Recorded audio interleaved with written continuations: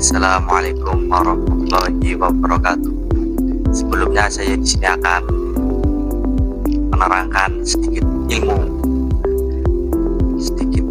yaitu manajemen krisis public relation. Oke, berjumpa lagi bersama saya. Perkenalkan, nama saya Riko Dwi Handoko dari kelas KPIP Universitas Bunga Pasar Cirebon. Membagikan ilmu tentang manajemen krisis public relation. Anatomi krisis 1. Prodromal terhadap ini adalah fase di mana gejala atau tanda-tanda krisis mulai muncul. Jika organisasi dapat mengenali krisis, maka krisis dapat diaborsi sehingga krisis tidak terjadi. Yang kedua, akut. Pada tahap ini telah terjadi kerusakan. Jika organisasi tidak dapat mengatasinya, maka krisis akan berlanjut. Organisasi harus mengaku bahwa telah terjadi krisis dan tidak bisa menghindar. Yang ketiga yaitu kronik. Kronik yaitu fase ini adalah fase transisi atau plan abstrak. Pada fase ini organisasi harus dapat mengolah dan menangani krisis agar tidak berkelanjutan dan dapat mengakhiri krisis.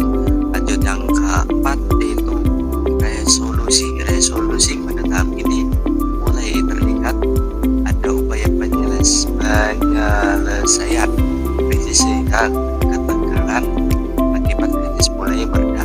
Meski demikian, pada kondisi organisasi harus waspada karena kemungkinan krisis akan muncul tinggi, sehingga dibutuhkan monitoring dan evaluasi dalam penanganan krisis. Organisasi harus mengenali faktor-faktor penyebab krisis.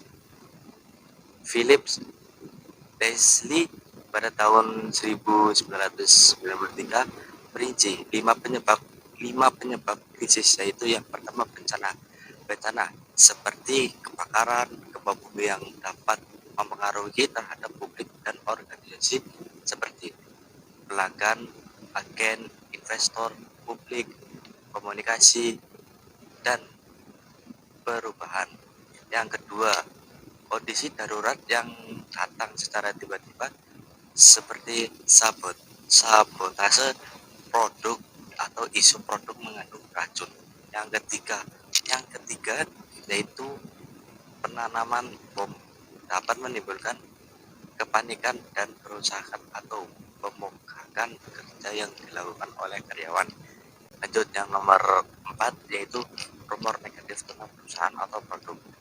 Perencanaan public relation, sebuah program public relation yang sukses didukung oleh perencanaan public relation atau PR plan yang matang.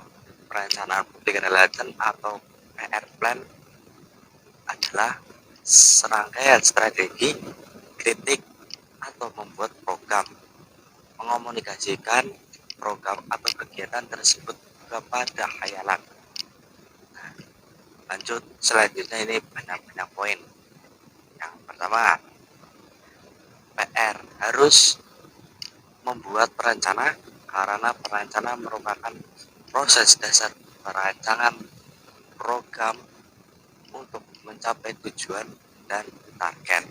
Yang kedua, pada perencanaan public relation mengumpulkan data faktual terkait pesan, visi, misi, dan knowledge model komunikasi yang dipilih.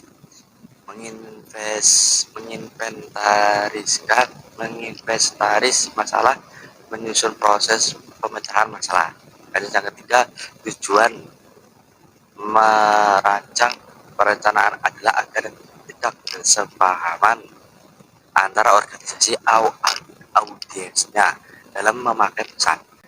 Terus yang selanjutnya ini poin manajemen krisis public relation. Krisis merupakan masalah yang timbul dari internal dan eksternal yang bersifat merusak, menurunkan citra dan memberi dampak negatif bagi brand maupun perusahaan. Namun krisis juga dapat membuat citra brand dan perusahaan semakin positif jika perusahaan mampu mengelola krisis dengan baik, memiliki manajemen krisis, dan melaksanakan manajemen krisis sesuai dengan perencanaan manajemen krisis. Terus ada ini lagi dari George Morsley dalam bukunya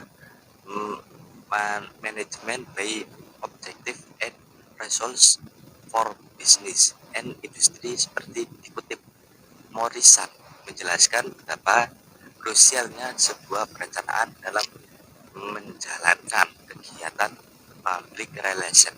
Hal-hal berikut ini yang harus dilakukan public relation dalam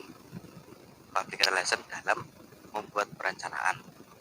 Yang pertama, menetapkan visi dan misi. Yang kedua, menentukan wilayah sasaran dan target yang ingin dicapai. Yang ketiga, mengidentifikasikan dan menentukan indikator efektivitas dan dari program yang akan dilakukan. Yang keempat, memilih dan menentukan saran yang ingin dicapai. Yang kelima, mempersiapkan rencana tindakan untuk melaksanakan program. Itulah yang saya bagikan ilmu kepada kalian. Semoga kalian bisa memahaminya dan bisa menyerap ilmunya. Kalau ada yang kurang pas, mohon di komen-komen saja. Kita belajar sharing bersama.